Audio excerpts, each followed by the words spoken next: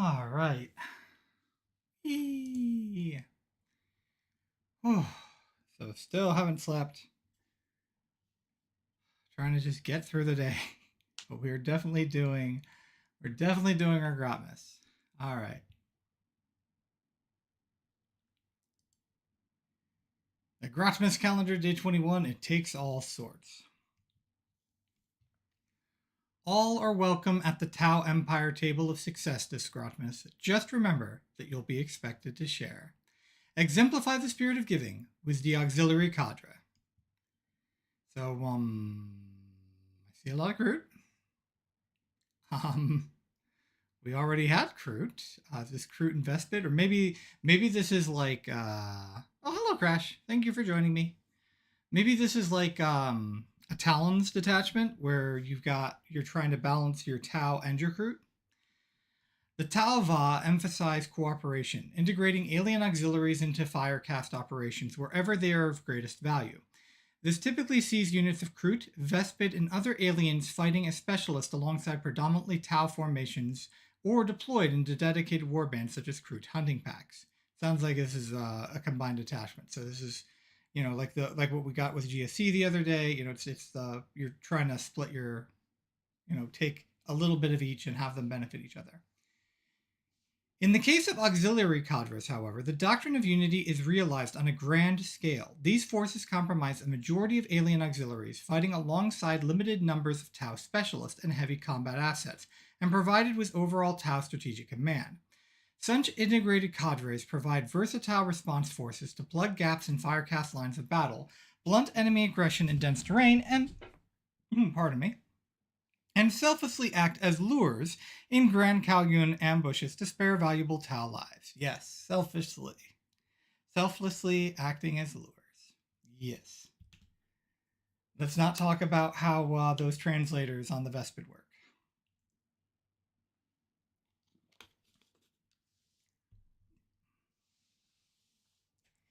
The auxiliary cadre boasts an integrated command structure, the detachment rule, which grants non-auxiliary Tau Empire units extra armor penetration when they target an enemy unit within 9 inches of their auxiliaries.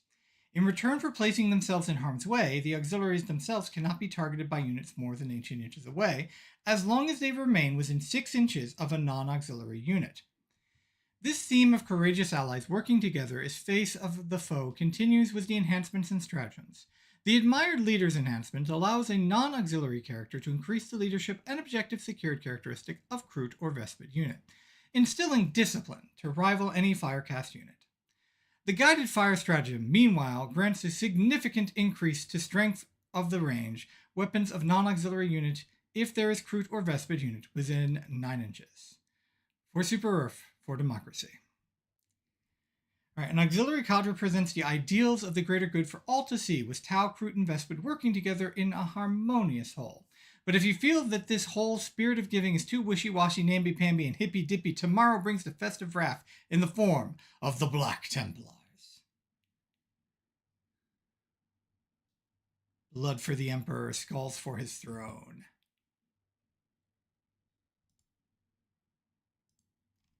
All right, Tau Auxiliary Cadre.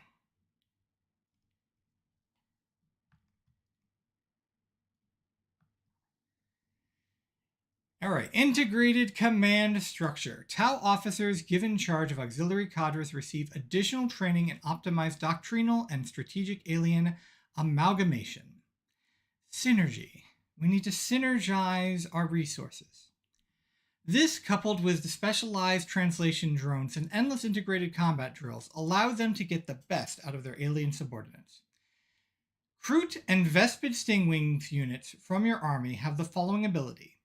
Targeting triangulation, aura.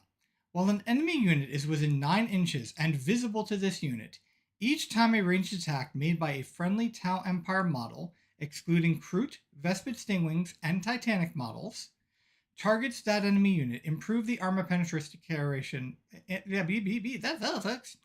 Improve the armor penetration characteristic of that attack by 1. So you've already got the ability to use for the greater good to get +1 ballistic skill, which you're going to be doing because shooting at 4 up is not very reliable.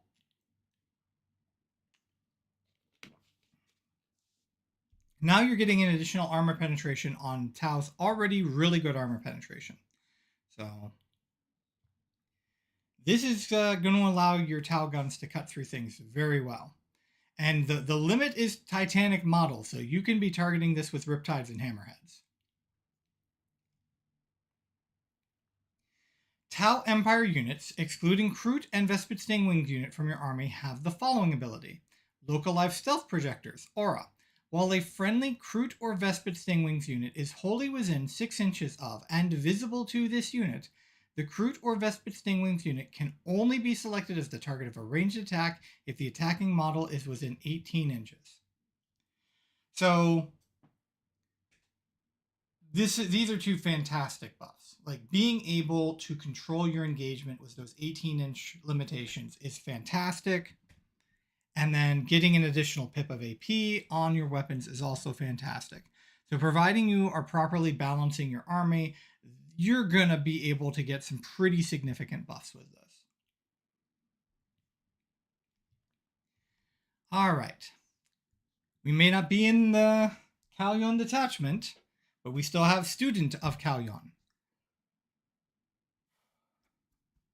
All right. This shaper has not only studied the Code of Fire, but has also adapted it to best suit their people's skills. Kroot Shaper model only. In the Declare Battle Formation step, you can select up to 3 Kroot Carnivores or Kroot Farstalker units from your army. Models in those units have the Deep Strike ability. Yikes. For 15 points. Nice.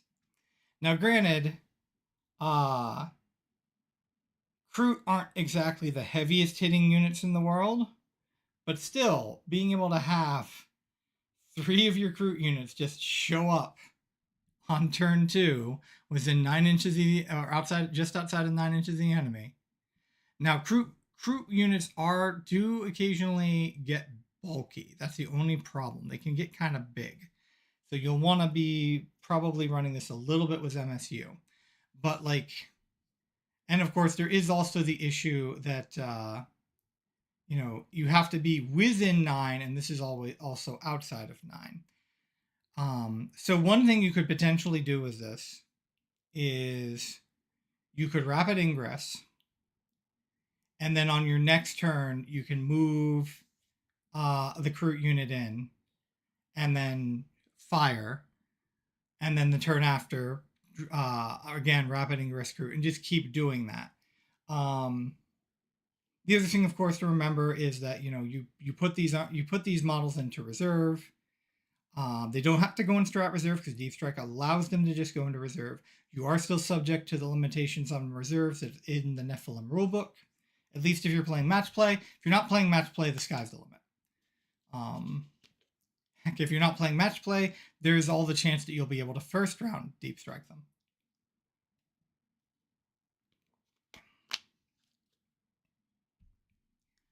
But yeah, so there's a ton. Anytime you've got flexible deployment tricks like this, it's just great.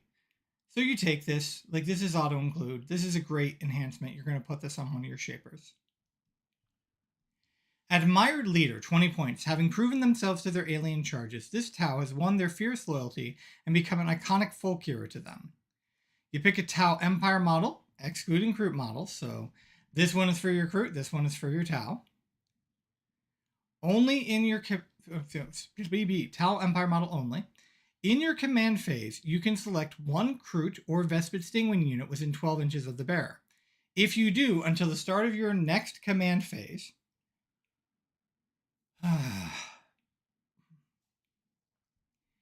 improve the leadership characteristic of models in that unit by 1. And while such unit is not battle shocked, add 1 to the objective control characteristic of models in that unit. So you basically get to pick 1. Give me a moment, please. Sorry.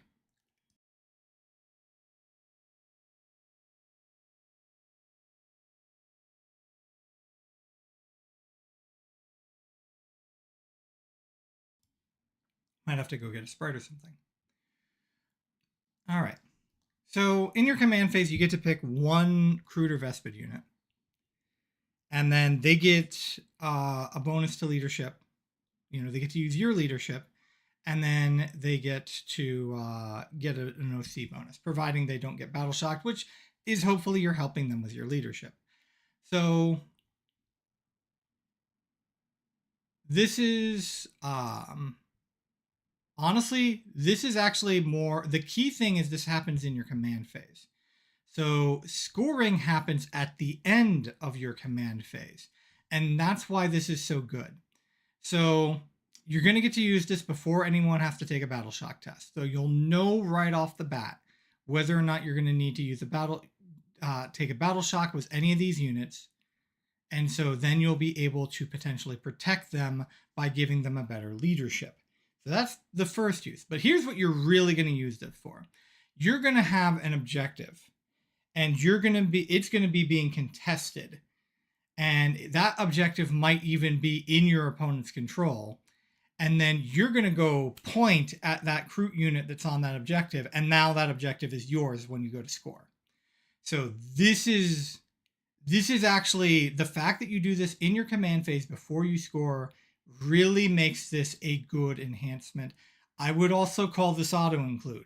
Like, you are going to make use of this if you know how to use this properly.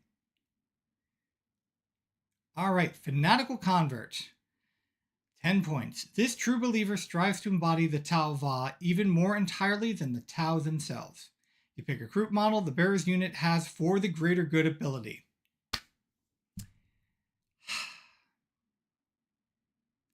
If the fourth enhancement is another auto include,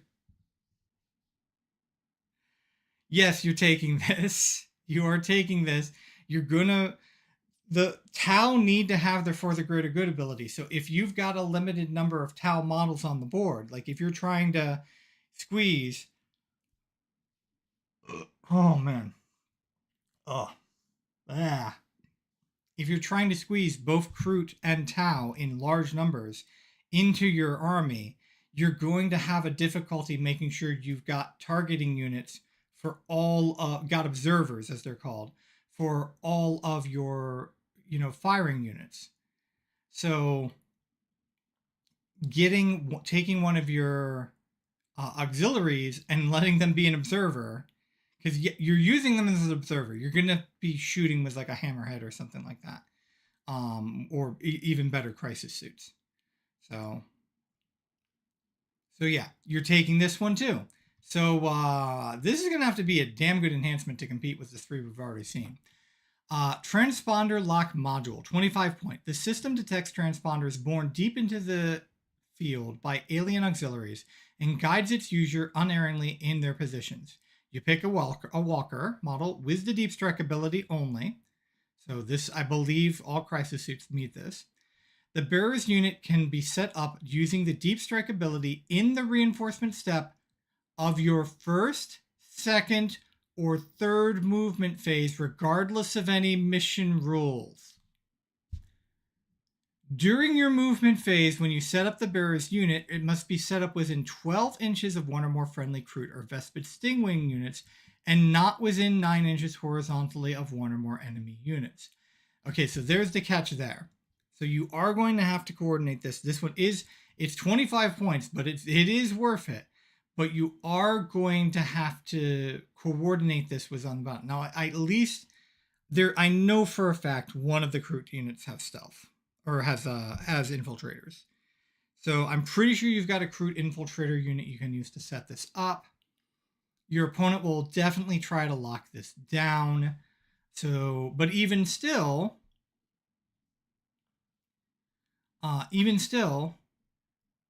like, now there is a rub here. The bearer's unit can be set up using the deep strike ability in the reinforcement step of your first, second, or third movement phase, regardless of any mission rolls. So this is only if you do it in the first movement phase. So after movement phase 1, you still can just use it as a regular deep striker. So this is not auto include only because A, these three are so freaking good and they're cheap. But B, your opponent will try to stop you from doing this. There are going to be a lot of games you'll pay for this and not get any benefit from it. However, you might still want to look at one of these and go, man, which one am I not going to take today? Because if you can pull this off, you can get a crisis brick in really good position on turn 1 for an alpha strike. And that is exactly the kind of thing a crisis brick wants to be doing. So this is tough. This is an S tier enhancement list. Like, you're gonna need to plan and build around them. Now, in my opinion, the top 3 are just generic. You can take these 3 and you can have fun. This one you'll have to plan and build around. But if you can plan and build around this and you can reliably pull this off to get turn 1 deep strikes in with a crisis brick, yeah. Heck yeah. All right, let's see what the stratagems have to say. Experimental modification, 1 CP strategic ploy stratagem. These experimental Earthcast weapon upgrades can only activate for short bursts at a time, but the extra stopping power they provide is formidable. You use in your shooting phase or in any phase, you pick one of your auxiliary units from your army that has not been selected to shoot or fight. Until the end of the phase, improve AP characteristic of weapons equipped by the models by 1. They tend to not have very good AP, so having an extra pip of AP is really going to help you. Unless you're shooting into cover, in which case you don't use this.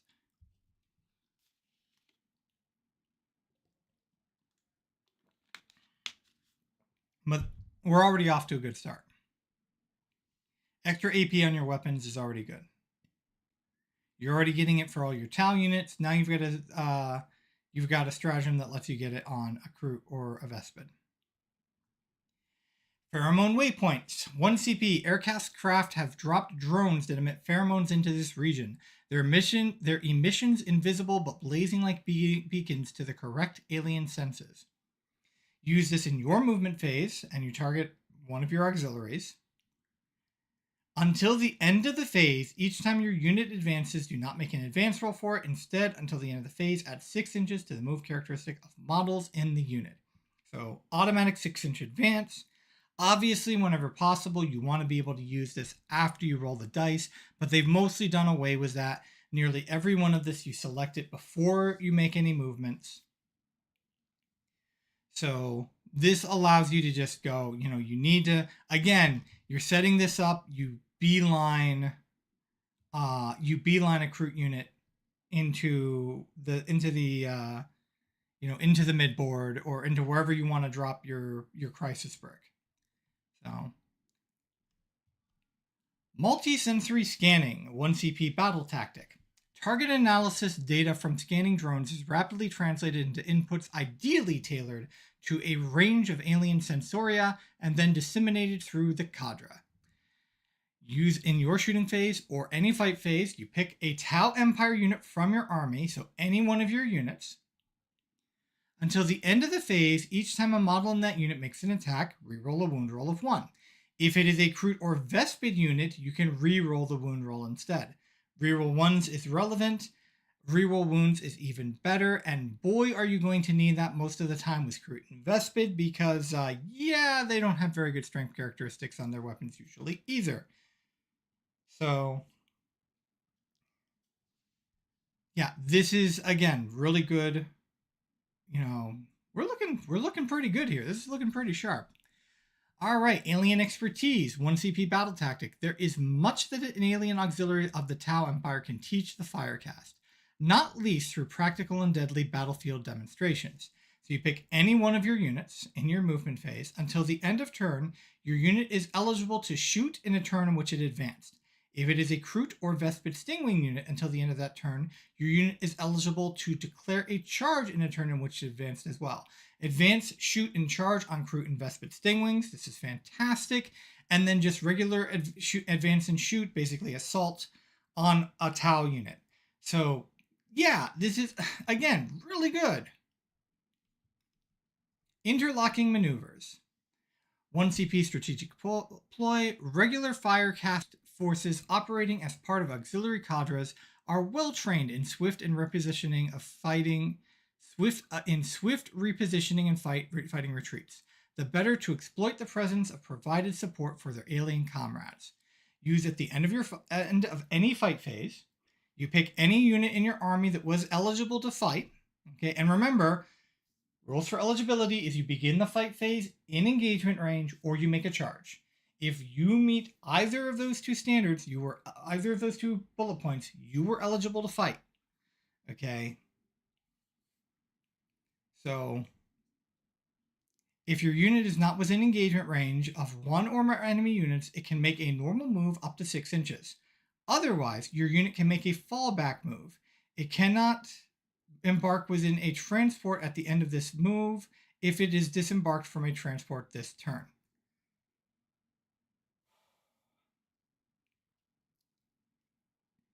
So if you manage to clear whatever you were fighting, you just get to move 6 inches. If you didn't, you can fall back. Which of course, unfortunately, might include desperate escape tests and the like. And then if you didn't disembark from a transport this turn, then you can also choose to embark in a transport as part of that move. So that's a lot of movement flexibility. I mean, it's not uppy downy. It is not uppy downy, but it's still really good. Guided Fire, 1 CP battle tactic. These fire warriors employ sensory data fed to them by supporting alien auxiliary units to maximize accuracy and place their shots against the weak points they might not have perceived. Use in your shooting phase, you pick a Tempire, a Tau Empire, a Tempire. You pick a Tempire unit. You pick a Tau unit from your army. You cannot use this on your Kroot and your Vespid that has not been selected to shoot. Until the end of phase, add 1 to the strength characteristic of ranged weapons equipped by models in your unit. Plus 1 to strength is good. If your unit is wholly within 9 inches, now this is wholly within, not within, wholly within. So you have to basically be adjacent to a Kroot or Vespid Stingwing unit. Add 2 to the strength characteristic of ranged weapons equipped by models in your unit instead. Ask a Blood Angels player how good +2 to strength is.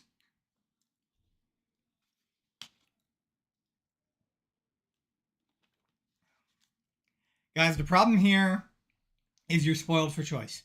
What are you spending your CP on? Which of these enhancements are you? 3 of these enhancements are you taking?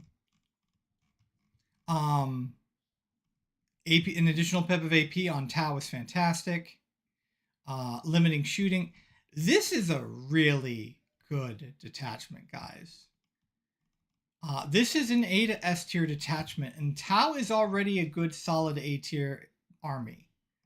So like maybe upper end of B, but I'd consider Tau to be an A tier army. So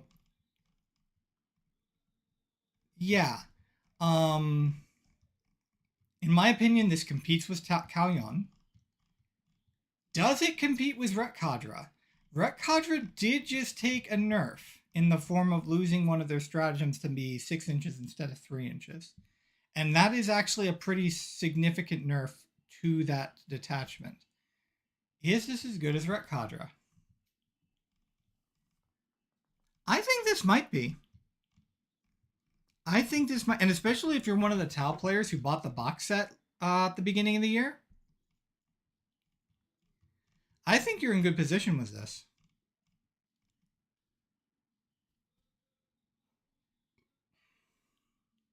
Yeah, this is great. This is really good. Yeah, I think Tau players are going to be happy with this, especially if you liked the idea of fielding your auxiliary and your Tau together, because the Kroot hunting pack is kind of.